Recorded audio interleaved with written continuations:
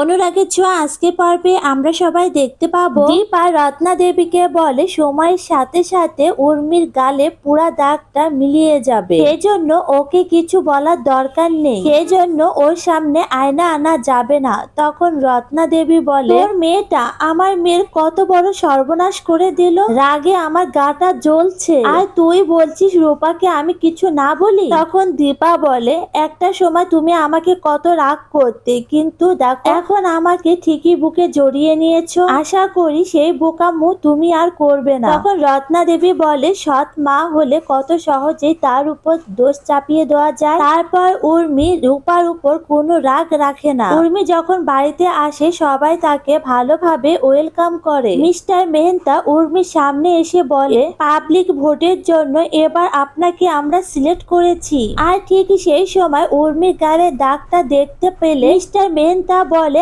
আমি রূপার কথা আবার ঠকে গেলাম, এই দাগ তো মেকআপ দিয়েও যাবে না। তখন উর্মি জিজ্ঞাসা করে, মিস্টার মেহতা এসব কি বলছে? তখন উর্মি আয়না দেখতে চায়। উর্মি যখন আয়নায় নিজের ফেসটা দেখতে পায় তখন নিজের মাথাটাই ঘুরে যায়। উর্মি দীপার উপর প্রচন্ড রেগে গিয়ে বলে, এজন্য তুই হসপিটালে আমাকে আয়না দেখাচ্ছিলি না? তারপর রূপাকে বলে, তুই দিলি তো আমার গোটা জীবনটা শেষ করে। উর্মি তখন বলে, আমি আমার জীবনটা শেষ করে দেব। আর ঠিক তখনই বাড়িতে পুলিশ আসে। পুলিশ বলে, আমরা পেশেন্টের সাথে কথা বলতে চাই। আর তখনই সময় নষ্ট না করে রত্না দেবী আর উর্মি রূপার উপর দোষ চাপিয়ে দেয়। পরে আপনাকে ডাকবো। সূর্য পুলিশের কাছে একটু সময় চেয়ে নেয় যাতে আমরা সবাই বাড়িতে বসে একটু কথা বলি। তখন পুলিশ চলে গেলে দীপা সকলের উপর চিৎকার করে বলে যে, আমার মেয়েকে কেউ দোষারোপ করবে না। তখন রত্না দেবী উর্মিকে উস্কিয়ে দিয়ে বলে যে, দেখেছিস নিজের পেটের মেয়েকে কিভাবে সাপোর্ট করছে,